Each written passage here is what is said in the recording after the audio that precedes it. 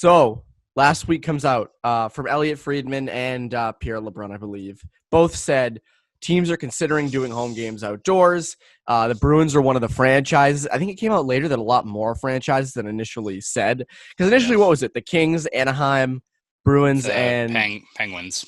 the Penguins. So they were, and then it kind of came out that more teams were for it because they took a vote. It was like Carolina and I think Dallas, Yeah, Nashville. So that'd be awesome. So again, the idea of this is perfect. I love this. I love the idea.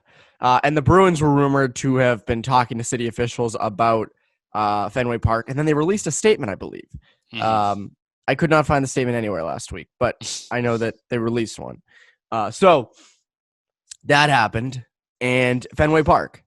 So I think the idea of them playing at Fenway is great. I think the actual execution is borderline impossible. I also think watching a game there would be terrible. Like, it's fun, like the Winter Classic in 2010. It's fun to be like, I was there. I was at Fenway for the Winter Classic.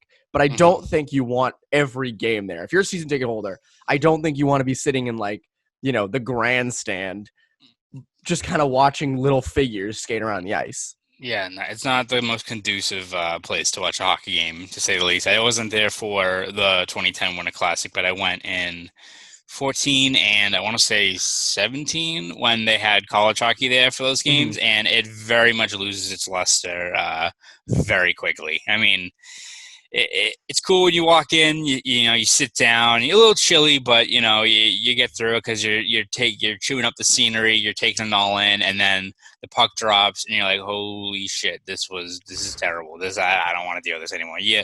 And those like old wooden seats. So like by like the end of the first period, you actually like suctioned into the seat because it's so cold. It's not great.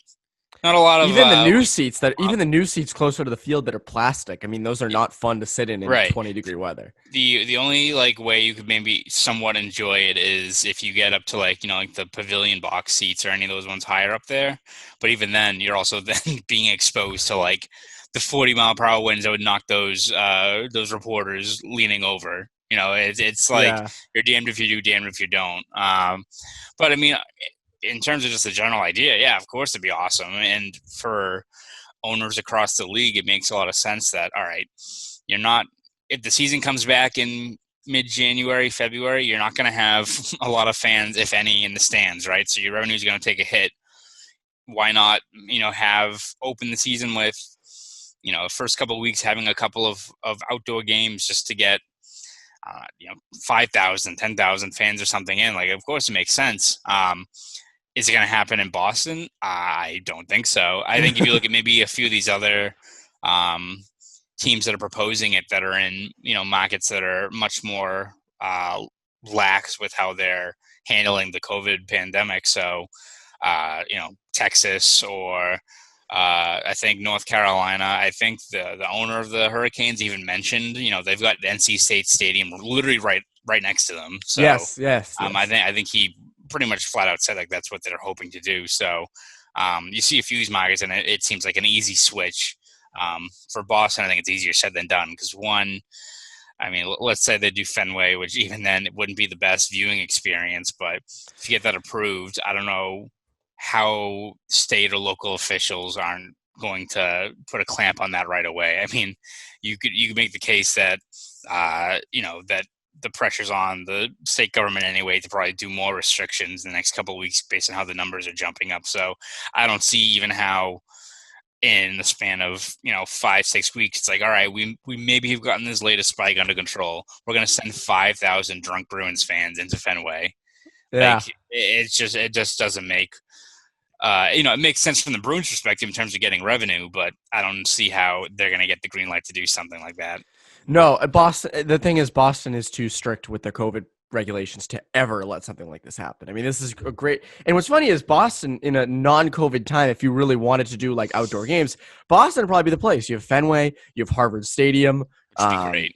Which would be Harvard would be awesome. Harvard would be the place. And I think that was floated around on Twitter a bit when this Fenway stuff came out. It was like, the idea of outdoor games is great. Fenway is a terrible viewing experience for a hockey game. Any baseball stadium is a terrible viewing experience for a hockey game. Where you should do it is Harvard. That would be like the place to do it. given just the sight lines. There's no bad seats. Hmm. I mean, it's a very historic place anyway, so you kind of get the history involved. So I do, and what's funny is I think if you wanted to, if the NHL really wants to do these outdoor games where there will be fans, you know, as you said, the places that are lax with COVID, you know, Texas, North Carolina, I think Nashville's probably kind of lax with stuff. Yes. I'm just gonna take a guess. I would probably guess that it's funny. I had friends in California this summer who said that it was as strict as California was. Most people there didn't take it seriously, so it was like a kind of a mix. Whereas I think it is serious here, and we also do take it seriously. So it's kind of like a good balance. But I do think you could find a place to do if you wanted to do a week or 2 weeks of outdoor games to kind of kick the season off for teams who wanted to do it. I mean, I think that'd be cool. You know, I mean, I think that would be something you could do. You could maintain the ice as best you could. You know, if you had a few outdoor rinks in the area, you know, if you did, I don't know, a place like Dallas. Let's say you do Dallas. You could do. I mean, Cowboy Stadium really wouldn't work, but there's a bunch of colleges in the area that you could put. I mean, you you can know, do the ice Cotton in. Bowl, which they used for this past Winter Classic. So That one. they probably have for the it's like when you don't put away all your Christmas tree stuff, you just leave it in the corner. I feel like they just have that like lying somewhere around the Cotton Bowl that they can just use again.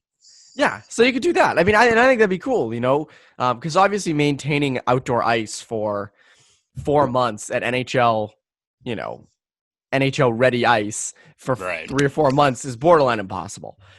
So as fun as that idea is, I doubt it ever happens.